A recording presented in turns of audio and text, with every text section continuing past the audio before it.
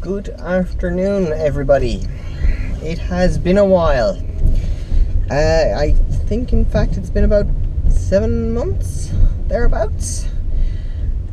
So, how was your 2019? Mine's been pretty eventful, as many of you may well know. Now, I'm on my way back from Crumlin, and where my daughter, as you saw in the last video that I shared as part of this playlist, has been since February, which is 7 months ago. Now, I'm currently filming this on my GoPro, which has been in the car for a long time and apparently is nearly out of batteries. So I think what I'm going to do is I'm going to start filming a few things along the way on my mobile phone. So yeah, I will see you guys on my first stop, which is Junction 14 Midway, because this thing is going to run out of batteries on me and ruin this entire pre-filmed and pre-recorded thing, and it's ruining my entire plan. But anyway, that's the life of a YouTuber that is completely unprepared. So I'll see you guys in Junction 14 Midway. Okay then, 45 minutes later, thereabouts, I am in Monaster Evan Junction 14. Now, as I told you before, I am filming on my mobile, so my apologies for the low production quality. Right, so like I said, it's been 8 months since I've talked to you guys. In that 8 months, a hell of a lot has happened. And at the same time, not a hell of a lot has happened. So, my last video I said that my daughter was in heart failure in Crumlin Hospital.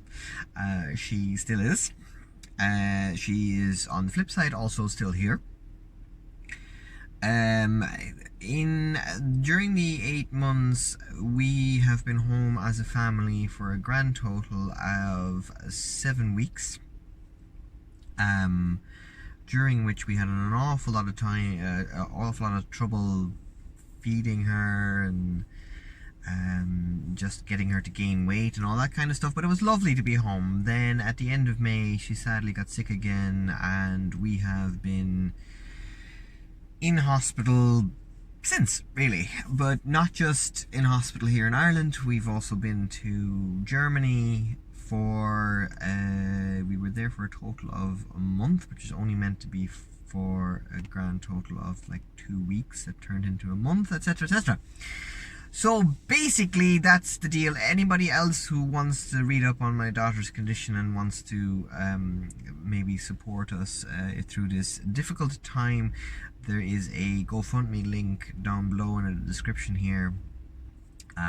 If you can make a donation, great. If you can't, please share it and see if somebody else could help us out, because it really has helped us out. Because in spite of everything, life does go on, bills go on and everything like that, and everything just becomes a hell of a lot more expensive when you're separated and when you're trying to maintain a life basically in two places. Now, we have received a good amount of help, an enormous amount of help through the GoFundMe and through all sorts of other things, including from charities like Heart Children Ireland, the Cleanest Foundation. We have, we're currently staying in the Ronald McDonald House, as you saw earlier.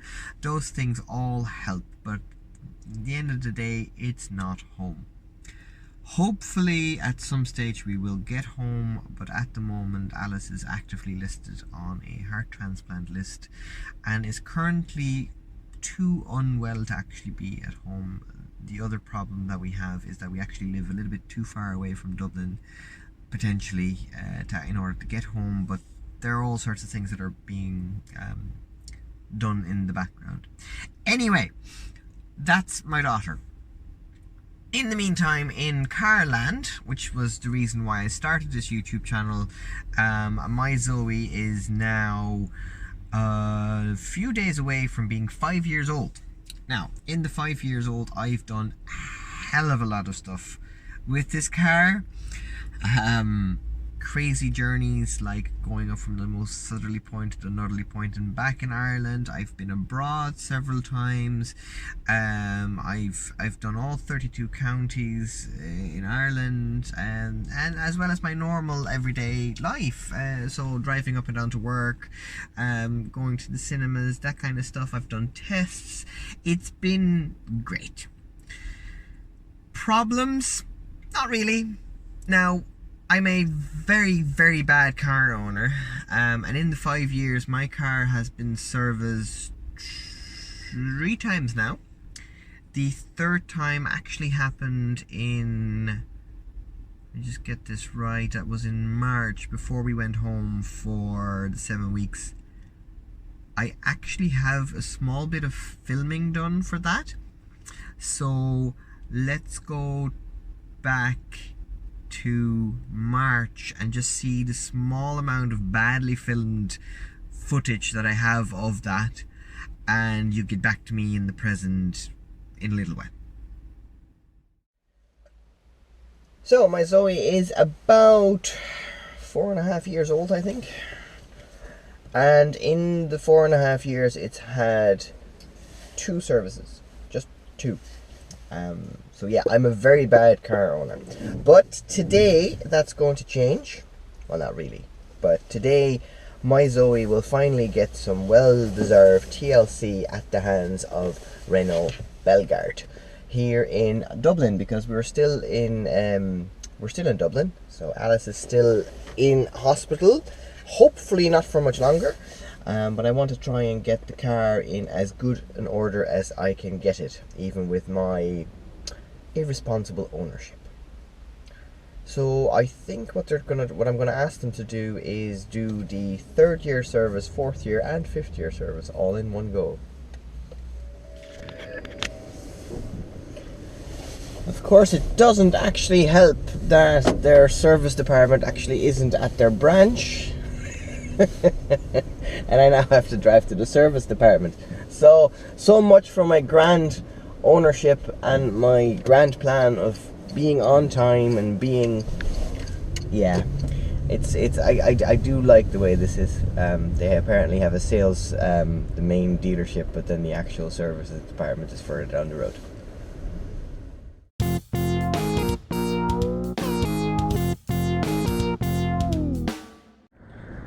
Okay, so I am now walking back to the sales department where my courtesy Zoe is.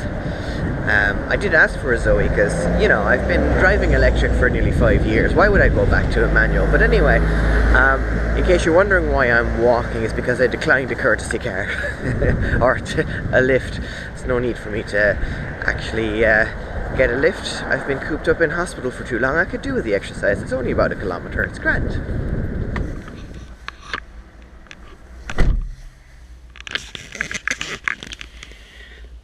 Yeah, that's not my Zoe, is it? No, this is not. This is the loaner Zoe that I got from Renault Belgard. Oh, sorry about that. There you go. Whilst my little Zoe is getting serviced, it is now a few days later. As you can probably tell by the background, I hope I'm not putting too many people in the shot. I'm actually in the hospital car park. That's why I'm not filming the outside of the car, because we all know what a Renault Zoe looks like on the outside, but look at this interior. So this is a Bose edition, as it's known here in Ireland. It's known as a Signature pretty much everywhere else. ZE40, hence the mileage, at 66% battery. Bose sound system, which I have to admit I haven't even checked out. But I must say I really like the leather seats. They're heated. Again, not something I've tested because it is, well, 10 degrees out. Don't really need them. But anyway, my car is finished with the service. The bill is quite steep. More on that later. But I wanted to show you this car before I handed it back. Let me just show you the dashboard. So sorry for the noise already. There you go.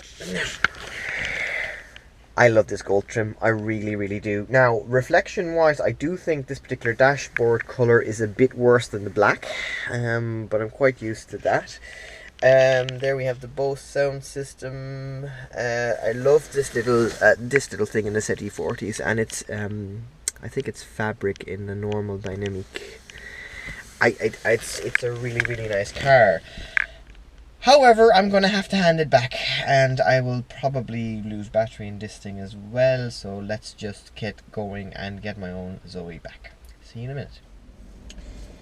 Okay, so I have my service report here. So the grand total bill was €719.23. Pretty steep, but not unexpected. Okay, so let me just read out some of the things that they've done. Most of the stuff here, by the way, is more than likely labor. They've cleaned the brakes, so they carried out a major service, changed oil filter, checked the car for updates, complete full tech service to manufacturer specifications. Just a standard piece of text that's here. Vehicle health check, wheel alignment. So the wheel alignment was off, which I'm not surprised by with the roads I drive on. But one of the things that was done here was a coolant change, which was due. So the Q engine has coolant, it's water cooled, so that coolant needed replacement, so that's fine.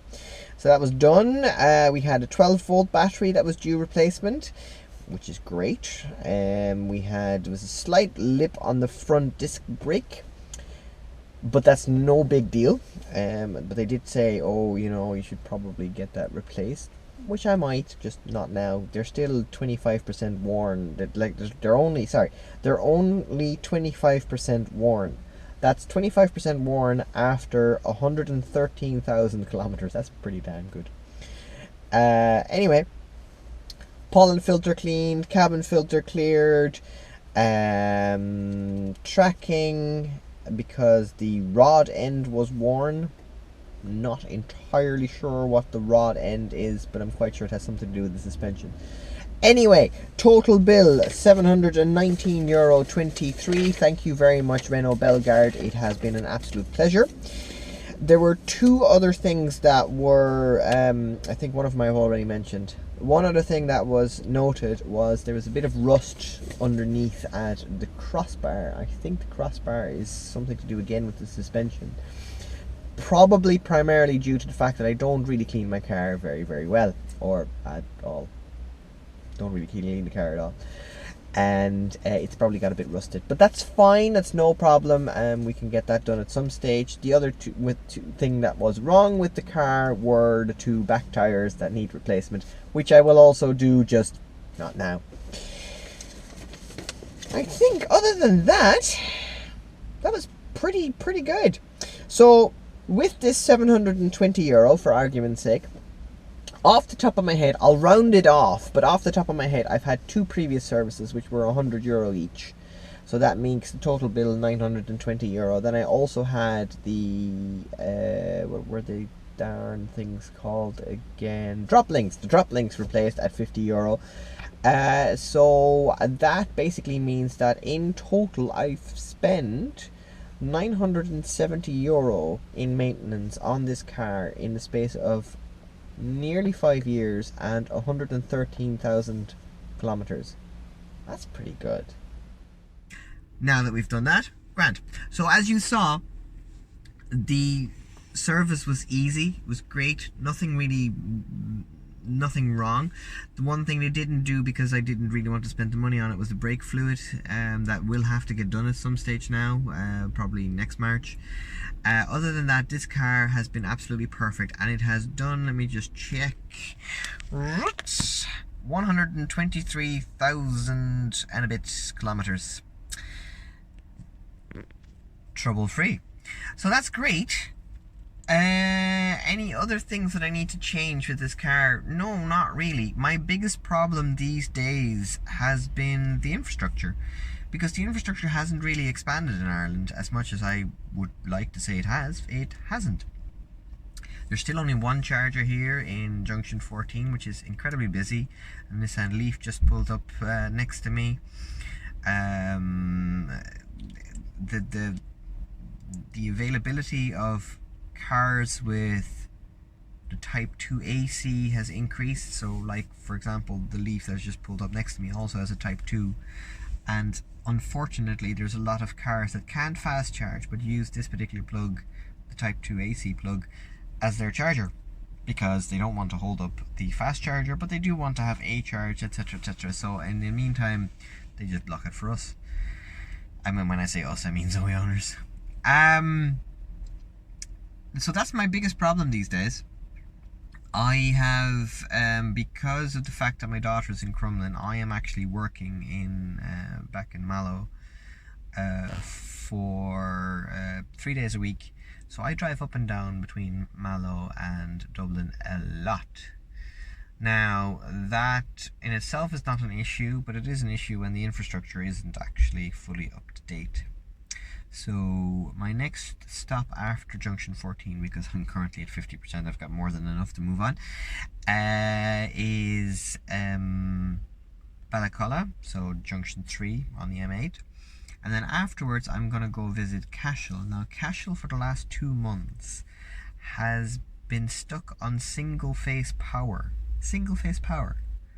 So I was only getting 7 kilowatt instead of the usual 43. Which was, of course, infuriating. But hopefully, apparently it's been fixed, and I'm going to try that out. So listen, I'll see you guys in Balacolla.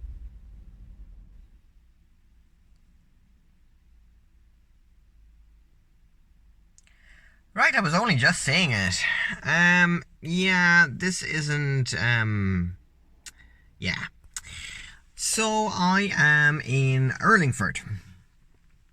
Haven't plugged in yet, but basically, as you saw, I'm on limited performance. I'm pretty sure I'm down to probably 0 to 1%. Because the charge point at Balacolla did not work. So let's plug in and actually see if this one works, because if it doesn't, I am rightfully absolutely screwed. So these days,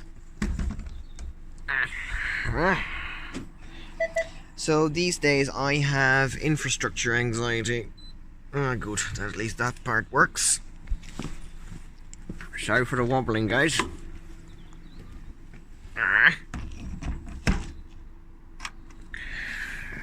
And see now, and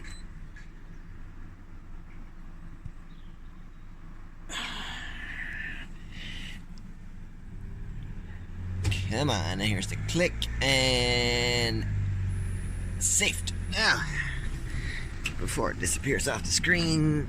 Oh crap. Battery charge impossible, that's great. Let me just see if I can get this started. A little longer than a few minutes later. Now, and 20 minutes and a phone call to ESB eCars later, I am charging for the moment. As I was saying, I have infrastructure anxiety these days rather than electric car anxiety. So what has happened is that they weren't able to restart this charger remotely. I wasn't able to get it started because I kept getting a battery charge impossible error. Left it sit for about 10 minutes, tried it again, no, moved it as close to the charger as I could, tried it, and it seems to be charging. Oh boy. I think I'm going to need a drink after all this, although I'm a little bit terrified to leave the car by itself, because if the battery gets too hot, the actual car will stop charging as well, because this charger does not deal with a hot battery very well. So yeah, anyway, we're charging now. 21 minutes, we are still charging, thankfully. Still going 43% kilowatts, which you can read by that number right there. Focus. Sorry for the dodgy focusing, but my mobile phone just doesn't want to really focus. Okay, and I'm currently at 60 something percent. What is it, 64? 64%. That's pretty good going.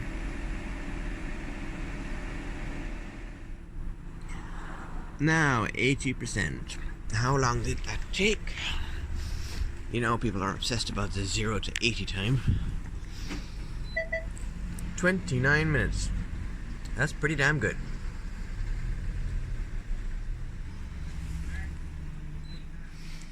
Now, I'm gonna call it a day in here. Time to move on to Cashel. Now, we're in Cashel. I've already finished charging. Things were a bit hectic. I don't even know what percentage I was, because I got distracted by this wonderful Tesla Model S that was standing next to me. I just had to go and say hello. He looked rather confused when he was here, the driver. Turns out that it was his father's car, and he was just trying to figure it out. It's good for some, isn't it? Anyway, as you saw, I have over 100 kilometers of range. It is 75 kilometers to home, so I am going to go on my way. Okay, so we're at home, and usually before I get home, I go, okay,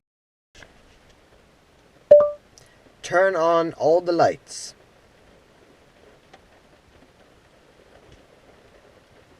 Sure, turning the lamp on.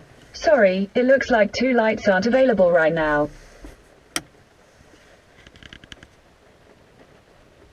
That wasn't how I planned this.